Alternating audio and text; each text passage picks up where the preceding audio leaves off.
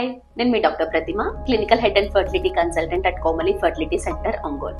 ఇవాళ మనం డిస్కస్ చేయబోయే టాపిక్ వై క్రోమోజోమ్ మైక్రోడెలిషన్. అసలు ఈ టెస్ట్ ఏంటి అంటే, ఇది జెనెటిక్ టెస్టింగ్. అంటే మగవారిలో ఎవరికైతే తన sperm count less than 5 million per ML ఉంటుందో, ఆర్ అజూస్పర్మియా అంటే వాళ్ళలో స్పర్మ్సే ఉండవో, అలాంటి వాళ్ళలో ఇది చేసే టెస్ట్ అనమాట. వై క్రోమోజోమ్ అంటే ఏంటి అసలు అంటే, వై క్రోమోజోమ్ ఎవరి బాడీలో అయితే ఉంటుందో వాళ్ళు మేల్గా ఉంటారు. ఎవరిలో అయితే ఎక్స్ క్రోమోజోమ్ ఉంటుందో, అంటే టూ ఎక్స్ క్రోమోజోమ్స్ ఉంటాయో వాళ్ళు ఫీమేల్గా ఉంటారు. సో ఈ వై క్రోమోజోమ్ మైక్రోడెలిషన్ అంటే ఏంటి అంటే, మామూలుగా ఎవ్రీ క్రోమోజోమ్లో కొన్ని డిఫరెంట్ సెట్ ఆఫ్ రీజియన్స్ అంటాం. సో వాటిల్లో కనుక ఏ రీజియన్ అయినా మిస్సింగ్ అయితే దాన్ని డెలిషన్ అంటాం.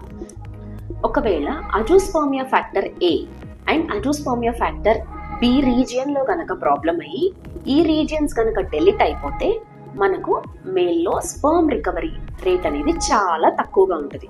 సో దానివల్ల మనకు ఐవీఎఫ్ సక్సెస్ రేట్స్ కూడా వెరీ వెరీ వెరీ మినిమల్ అని చెప్పచ్చు.